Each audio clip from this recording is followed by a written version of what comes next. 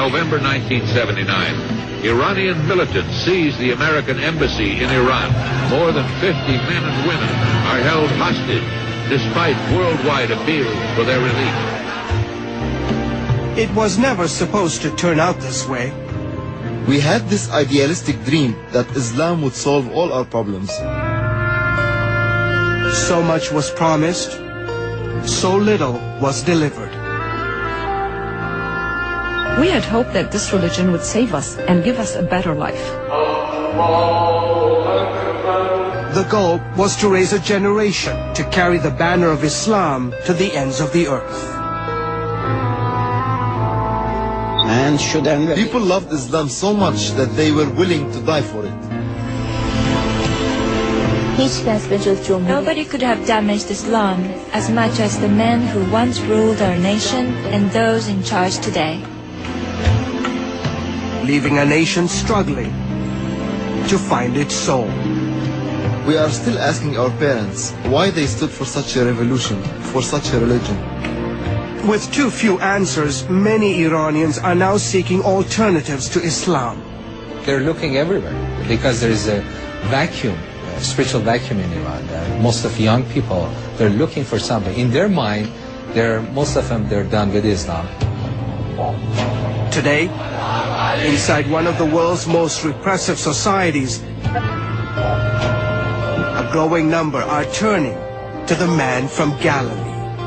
I can never explain it. This peace I feel in my heart about Jesus. I can't put it into words. This is their story of faith and courage under fire.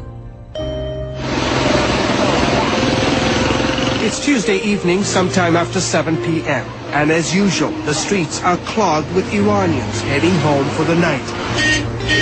Few cities can compete with the crazy traffic of Tehran. But tonight, the men riding in this car are willing to wait for as long as it takes. They are on their way to an underground meeting. The event is being organized in total secrecy. The women and young girls arrive individually. Once inside, the headscarves that are compulsory under Islamic law in Iran are abandoned. A short time later, a group of young men enter the building, trying to avoid detection. But the people here are not planning a political protest or plotting the overthrow of the regime. They have gathered behind closed doors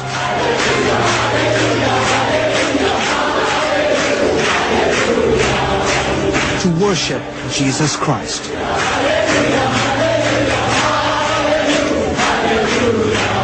For security reasons, we cannot show you their faces, but you can hear the sounds of a rising chorus. In this exclusive video obtained by CBN News, the men and women spend the next several hours singing and praying. This may not seem like a big deal to most Christians in America, but here in Iran, such a gathering is illegal. That's because most of the people in this room converted to Christianity from Islam. And in a country governed by Islamic law and whose population is 99% Muslim, such conversions carry the death penalty. Are you not scared? No. If it was through my own strength, of course I'd be scared. But I have the Holy Spirit inside me, and He gives me the strength not to be afraid. Among those in the crowd is 23-year-old Layla. That's not her real name. We've covered her face and used a different voice to protect her identity. Layla was once a devout Muslim who converted 5 years ago. Today she's quietly sharing the gospel on the campuses of Tehran's elite universities. How easy is it to share the gospel? It's not easy. We have to be very careful. But I meet so many students who are hungry to believe in something. My burden is to share Christ with them. When you have something special inside your heart, you want to share it with others. Amir, another convert from Islam, has the same burden to share Christ. We've taken similar precautions to protect his identity. Amir and a handful of other secret believers minister in Iran's holy city of Qom. 90 miles south of Tehran, Qom serves as the spiritual headquarters for Iran's ruling clerics. Qom is where some of the world's top Islamic schools are located. The religious men who rule this country have all studied in Qom. The Lord gave me the gift of teaching and called me to the city to share the gospel with these men. And a number of them have accepted Jesus Christ. Layla, Amir, and many of those at this prayer meeting are part of the under 30 crowd who make up 70% of Iran's population.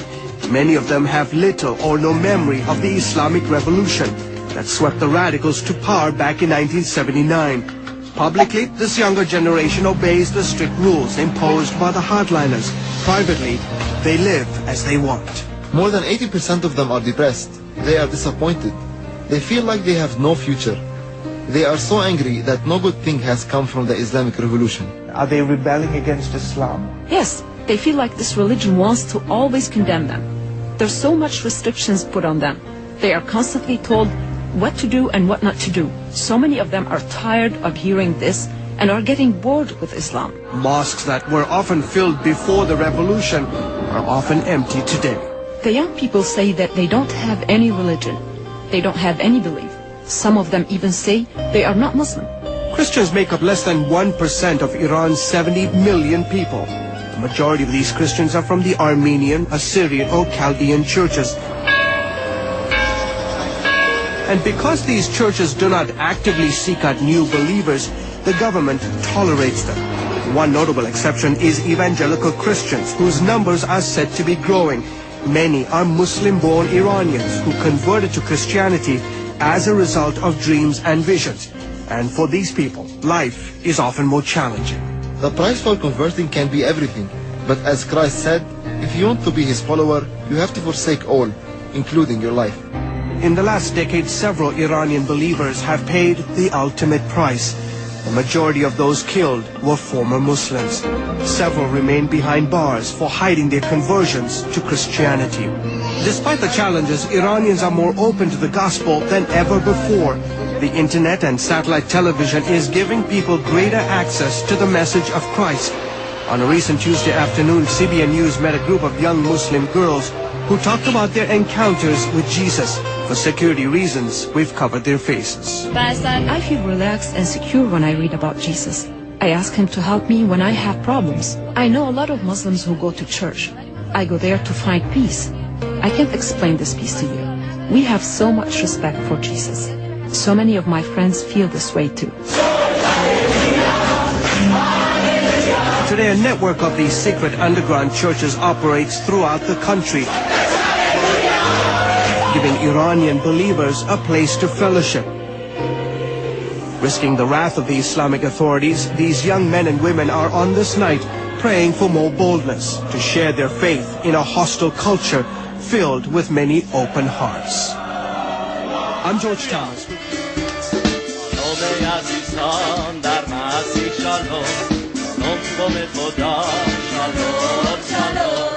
شادی در رو با لبخند و سرود هم گوییم سلام سلام سلام با شادی در رو با لبخند و سرود هم گوییم سلام سلام سلام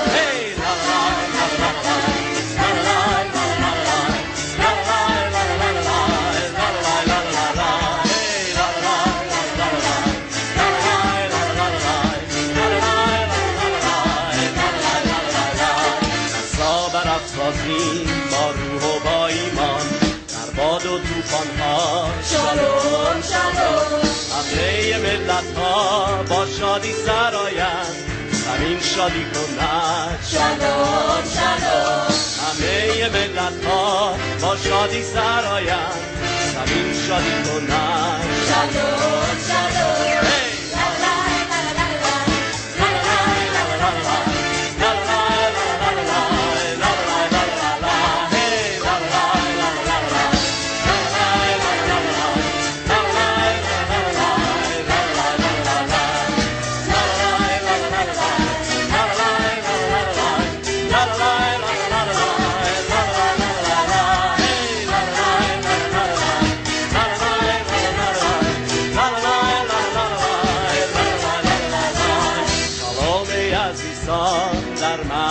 شالوم شالوم قوم خدا شالوم شالوم با شادی در روح با لبخند و سرور به هم گوییم سلام سلام سلام با شادی در روح با لبخند و سرور به هم گوییم سلام سلام سلام